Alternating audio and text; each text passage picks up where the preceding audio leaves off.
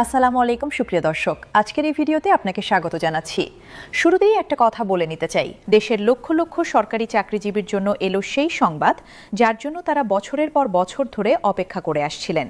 রাতের পর রাত জেগে হিসাব কষেছেন, স্বপ্ন দেখেছেন, আশা রেখেছেন। সেই দীর্ঘ প্রতীক্ষার অবসান ঘটতে চলেছে। নবম জাতীয় বেতন স্কেল বাস্তবায়নের চূড়ান্ত ঘোষণা এসেছে সরাসরি রাষ্ট্রের সর্বোচ্চ পর্যায় থেকে। প্রধানমন্ত্রী তারেক রহমান আজ পহেলা বৈশাখ উপলক্ষে এক বিশেষ বার্তায় সরকারি চাকরিজীবীদের বেতন বৃদ্ধির চূড়ান্ত সিদ্ধান্তের কথা ঘোষণা করেছেন এবং সেই ঘোষণায় যে সংখ্যাগুলো উঠে এসেছে তা শুনলে আপনার বুকের ভেতর একটা স্বস্তির নিঃশ্বাস পড়বেই। সরকারি কর্মচারীদের সর্বনিম্ন মূল বেসিক বেতন নির্ধারিত হচ্ছে 16,500 টাকা, আর কর্মকর্তাদের ক্ষেত্রে সর্বোচ্চ বেতন পৌঁছাবে 1,40,000 টাকায়। এই দুটো সংখ্যা শুনতে হয়তো সাধারণ মনে হচ্ছে, কিন্তু এই দুটো সংখ্যার পেছনে আছে একটি দীর্ঘ সংগ্রামের ইতিহাস, একটি বিশাল প্রশাসনিক প্রক্রিয়া এবং সর্বোপরি লক্ষ লক্ষ মানুষের বছরের পর বছরের ক্লান্তি আর কষ্টের স্বীকৃতি। আজকের এই প্রতিবেদনে আমরা পুরো বিষয়টা একদম গভীরে গিয়ে বিশ্লেষণ করব। কোথা থেকে শুরু হয়েছিল এই যাত্রা, কেন এত দিন লাগলো, কিভাবে এই সিদ্ধান্তে আসা হলো, কখন থেকে এটা কার্যকর হবে এবং দ্বিতীয় ধাপে আর কি কি সুবিধা আসছে, সবকিছু বিস্তারিতভাবে জানাবো। বিষয়টা সঠিকভাবে বোঝার জন্য একটু পেছনের দিকে তাকানো দরকার। 2015 সালে যখন অষ্টম জাতীয় বেতন স্কেল ঘোষণা করা হয়েছিল, সেই সময় কর্মকর্তাদের সর্বোচ্চ বেতন ছিল 78,000 টাকা। সেই সময়ের প্রেক্ষাপটে হয়তো সেটা মোটামুটি সহনীয় ছিল, কিন্তু তারপর থেকে প্রায় এক দশক পেরিয়ে গেছে। এই এক দশকে দেশের চেহারা বদলেছে, বাজারের চেহারা বদলেছে, জীবনযাত্রার ব্যয় আকাশ ছোঁয়া হয়েছে। চালের দাম বেড়েছে, তেলের দাম বেড়েছে, বাড়ি ভাড়া দ্বিগুণেরও বেশি হয়েছে, সন্তানের স্কুলের বেতন বেড়েছে 3 গুণ, হাসপাতালে গেলে চিকিৎসার খরচ এখন অনেক বেশি। অথচ সরকারি কর্মচারীদের বেতন প্রায় সেই একই জায়গায় থেমে থেকেছে। একজন সরকারি কর্মচারী যিনি রাষ্ট্রের সেবায় সকাল থেকে রাত পর্যন্ত পরিশ্রম করেন, তিনি মাস শেষে হাতে যা পান তা দিয়ে একটি শহরে সংসার চালানো রীতিমতো যুদ্ধের শামিল। বাড়ি ভাড়া দিলে হাতে প্রায় কিছুই থাকে না। সন্তানকে ভালো স্কুলে পড়ানোর স্বপ্ন দেখা কষ্টকর হয়ে পড়েছে। অসুস্থ হলে ভালো চিকিৎসার খরচ জোগাড় করতে ঋণ করতে হয়। পরিবারকে একটু ভালো রাখার জন্য মাসের শেষে হিমশিম খেতে হয়। এই বাস্তবতার মুখে দাঁড়িয়ে বাংলাদেশের সরকারি চাকরিজীবীরা নবম বেতন স্কেলের দাবি তুলেছিলেন। সেই দাবিটা কোনো বিলাসিতার দাবি ছিল না, এটা ছিল ন্যূনতম মানবিক মর্যাদার দাবি, একটি সম্মানজনক জীবনযাপনের দাবি। সেই দাবির প্রতি সাড়া দিতেই পে কমিশন গঠন করা হয়েছিল। পে কমিশন অত্যন্ত পরিশ্রম ও নিষ্ঠার সঙ্গে কাজ করেছে।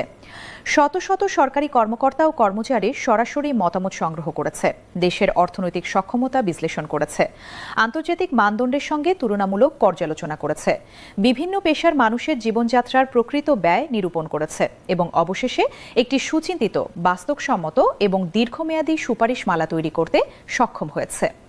পে কমিশনের চেয়ারম্যান বলেছেন, সরকারি চাকরিজীবীরা যেভাবে তাদের দাবিগুলো উপস্থাপন করেছেন, সব দাবির প্রতিটি দিক অত্যন্ত গভীরভাবে এবং যত্ন সহকারে পর্যালোচনা করা হয়েছে।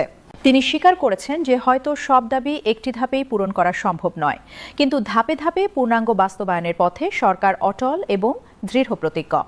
এটা শুধু আংশিক কিছু দিয়ে থামিয়ে রাখার কৌশল নয়, বরং একটি পূর্ণাঙ্গ এবং টেকসই বাস্তবায়নের দিকে সুচিন্তিতভাবে এগিয়ে যাওয়ার প্রথম পদক্ষেপ।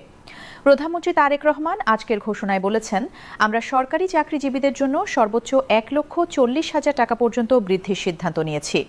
2015 সালের বেতন স্কেলে কর্মকর্তারা মাত্র 78,000 টাকা পর্যন্ত সুবিধা পেতেন, যা বর্তমান বাস্তবতায় একেবারেই অপ্রতুল হয়ে পড়েছে। তাই সকলের মতামত এবং দেশের প্রকৃত অর্থনৈতিক অবস্থার বিচারেই এই সিদ্ধান্ত নেওয়া হয়েছে। প্রধানমন্ত্রীর এই বক্তব্য থেকে স্পষ্ট বোঝা যাচ্ছে যে সরকার বিষয়টাকে কতটা গভীরভাবে উপলব্ধি করেছে। শুধু সংখ্যা বাড়ানোই লক্ষ্য নয়, বরং একটি ন্যায্য, টেকসই এবং বাস্তবসম্মত বেতন কাঠামো তৈরি করাই এই সিদ্ধান্তের মূল উদ্দেশ্য। এখন সবচেয়ে জরুরি প্রশ্নে আসা যাক, এই বেতন বৃদ্ধি কখন থেকে কার্যকর হবে? প্রধানমন্ত্রী স্পষ্টভাবে জানিয়েছেন যে প্রথম ধাপটি কার্যকর হবে আগামী ঈদ থেকে। এই একটি ঘোষণাই অনেক কিছু বলে দিচ্ছে। এখানে কোনো অনির্দিষ্টকালের কথা নেই, কোনো দেখা যাক কি হয় ধরনের অস্পষ্টতা নেই। একটি সুনির্দিষ্ট সময়সীমা দেওয়া হয়েছে। আগামী ঈদ মানে মাত্র কয়েক সপ্তাহ বাকি। এই কয়েক সপ্তাহের মধ্যেই প্রথম ধাপের বেতন বৃদ্ধি কার্যকর হলে লক্ষ লক্ষ পরিবার ঈদের আগেই একটা প্রকৃত স্বস্তির নিঃশ্বাস ফেলতে পারবেন। ঈদের বাজারে হাতে একটু বেশি টাকা থাকবে, সন্তানের জন্য নতুন জামা কাপড় কিনতে আর এত হিসাব করতে করতে হবে না। বাবা মায়ের জন্য ভালো কিছু নিয়ে যাওয়া সম্ভব হবে। পুরো পরিবারের সঙ্গে একটু ভালো ঈদ কাটানো যাবে। এই ছোট ছোট আনন্দগুলো আবার ফিরে আসবে লক্ষ লক্ষ পরিবারে। এই প্রথম ধাপ বাস্তবায়নের জন্য ইতিমধ্যে প্রায় ৭৭,০০০ কোটি টাকা বাজেট বরাদ্দের সিদ্ধান্ত নিয়েছেন প্রধানমন্ত্রী। এই বিশাল অঙ্কের বরাদ্দ নিজেই প্রমাণ করছে যে সরকার এবার সত্যিকার অর্থেই কাজে নেমেছে। অনেকে প্রশ্ন করবেন, তাহলে পুরোটা একবারে কেন নয়? এই প্রশ্নের উত্তর লুকিয়ে আছে সংখ্যার মধ্যেই। পূর্ণাঙ্গ নবম পে স্কেল বাস্তবায়ন করতে হলে বাৎসরিক বাজেট বরাদ্দ দিতে হবে প্রায় ১,০৬,০০০ কোটি টাকা। এটা দেশের মোট বাজেটের একটি বিশাল অংশ।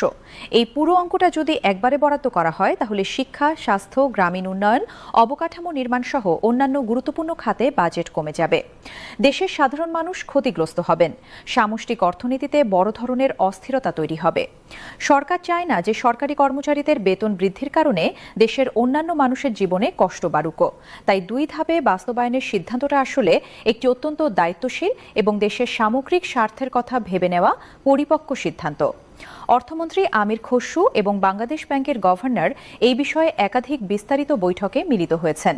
তারা দেশের অর্থনৈতিক সক্ষমতা, মূল্যস্ফীতির হার, রাজস্ব আয়ের প্রবাহ, বৈদেশিক মুদ্রার রিজার্ভ এবং সামষ্টিক অর্থনীতির প্রতিটি গুরুত্বপূর্ণ দিক পর্যালোচনা করে একমত হয়েছেন যে ২ ধাপে বেতন বৃদ্ধি করলে আর্থিক ঘাটতির ঝুঁকি থাকবে না এবং দেশের অর্থনীতি স্থিতিশীল থাকবে।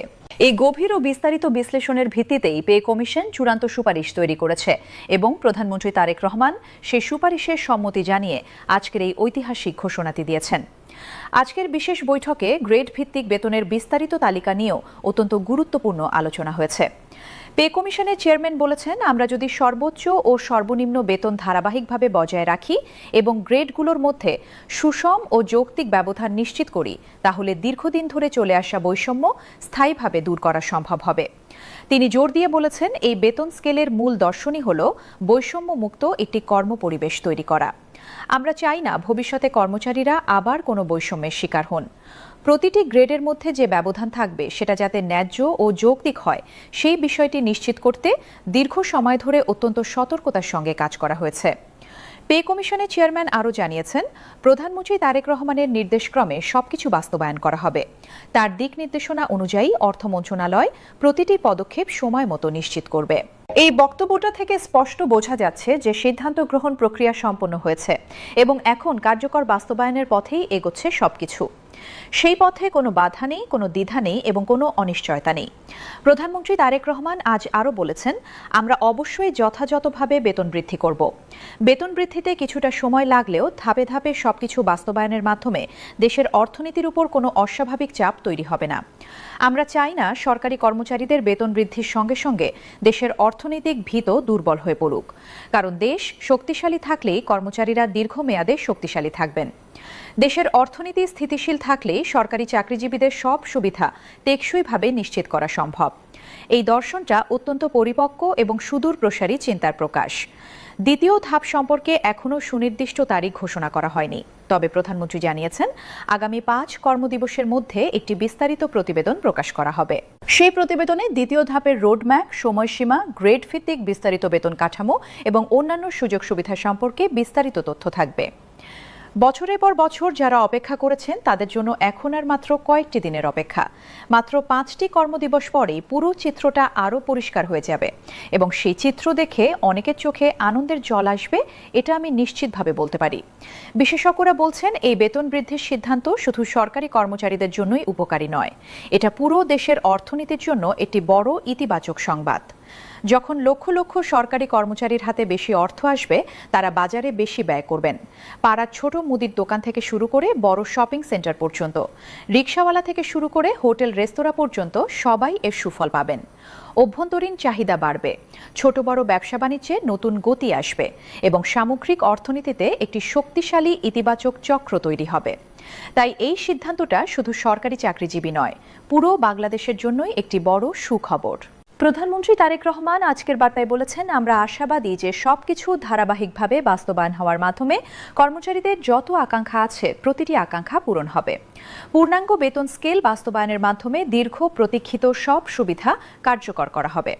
দীর্ঘদিনের বৈষম্য দূর হবে এবং সরকারি কর্মচারীরা সত্যিকার অর্থে সাবলীলভাবে জীবনযাপন করতে পারবেন। দেশের সর্বোচ্চ নেতৃত্বের মুখ থেকে এই কথাগুলো যখন আসে তখন আশার আলো সত্যিই জ্বলে ওঠে। সার্বিকভাবে আজ 23 এপ্রিল 2026 তারিখের এই ঘোষণাটি বাংলাদেশের ইতিহাসে একটি স্মরণীয় মাইলফলক হয়ে থাকবে। কর্মচারীদের